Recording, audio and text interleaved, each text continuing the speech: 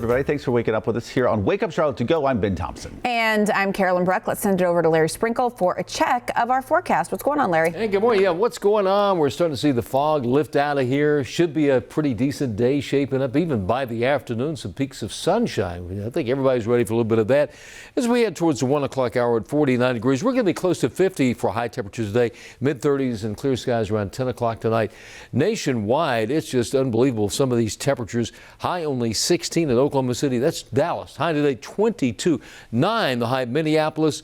In New Orleans, 42, but it's going to feel like about 20 there. 60 at Charleston, 70 Orlando. If you're looking for some really nice, mild weather, that's where the place would be. In the mountains, mid-30s there, 47 at Lenore. Piedmont, the upstate, the Charlotte metro area, will be in the upper 40s and low 50s. About the same east of here, kind of breezy over areas over towards Monroe, Wadesboro, and Rockingham. Let's see winds up to about 25 miles per hour in gusts this afternoon. 48 tomorrow. We'll hit about 44 with some showers on Thursday. Could start out with some freezing rain. We'll keep an eye on that. Friday, sunshine at 48. The weekend, dry weather for the weekend. Best day of the week as far as your temperature. We're at 50 on Sunday. Monday at 57, above average. With that comes a chance of rain. And by the middle of next week, we could actually be in the low 60s. That's your forecast this morning. Larry, thanks so much. Turning to your other top stories of the day. 3 people are dead after a possible tornado touchdown in Brunswick County, North Carolina, which is just south of Wilmington. The sheriff's department says 10 people are hurt that they know of. Deputies say they've been on the scene all night clearing debris and now looking for people who could possibly be missing. They say conditions there are still very dangerous. Of course, we're going to follow this throughout the day and also post the latest updates inside of our WCNC app. Good Tuesday morning. Today, students in K through third grade, I should say, are returning to class for 4 days a week here in Cabarrus County. Also, students in other programs will also return. That's from ages K through 12th grade. Students in middle and high school will return at a later date. Students in 4th and 5th grades, they'll return next month on the 15th. Also today, Kannapolis City Schools will return to a hybrid schedule. Students will be in the classroom 2 days a week with 3 days of remote learning. Now, for some historical perspective here, before the holidays, Kannapolis elementary schoolers were in the classroom 5 days a week. The entire district went fully remote back in January. Good morning to you. I'm Billie Jean Shaw. So you heard of the saying, it takes a village. Well, that's Mecklenburg County's approach to getting more people vaccinated. They're working with organizations around the county to open vaccine clinics. They're hoping to eliminate barriers like internet access, transportation, and lack of trust when it comes to the vaccine. If you're interested in partnering with Mecklenburg County to open a vaccine clinic, head to our website, WCNC.com, for all the details. I'm Tracy Potts. President Biden's making his first official trip out of Washington today. He'll answer Americans' questions at a town hall tonight in Milwaukee, which surely will be focused on COVID and COVID relief. Lawmakers still working on that COVID relief bill. And even though case rates are down and death rates are down, those variants are spreading across the country.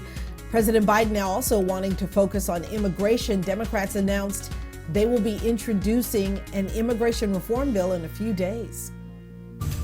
Time now to connect the dots when we make the news make sense. Tonight, Mecklenburg County commissioners will talk about a series of affordable housing projects here in the Charlotte area.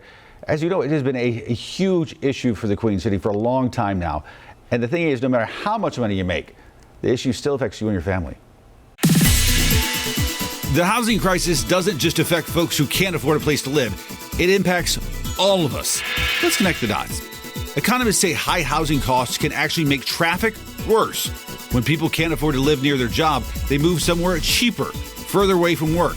That means more congestion, possibly even a longer commute for you. Experts say over time, this could lead to more air pollution. Studies show the housing crisis is bad for the economy.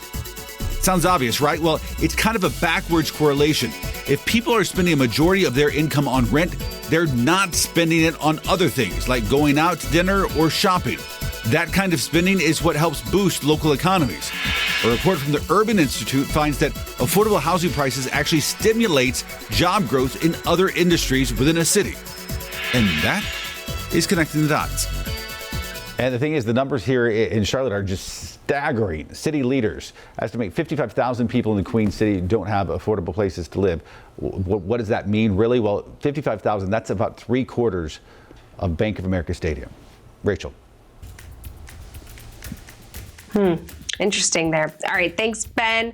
This morning, there is a petition that is growing online, and they're offering up a new name for one of nine Charlotte streets that's going to get renamed. So this petition is growing with a number of signatures. People are leaving comments below and sharing it now on social media. Definitely let us know what you think about it in the comments below. Here it is. So the Harvey B. Gantt Center, they are the organizers of the petition online. They're calling for Stonewall Street to be renamed to Harvey B. Gantt Street. This is just part of the long petition, but it says that his mark on Charlotte is not easy to miss, detailing the reasons why. Stonewall Street is just one of 9 Charlotte streets, as I mentioned, that will be getting a name change. And it's because of their connection to slavery, to Confederate soldiers. Charlotte City Council already approved changing these street names. They did that last week.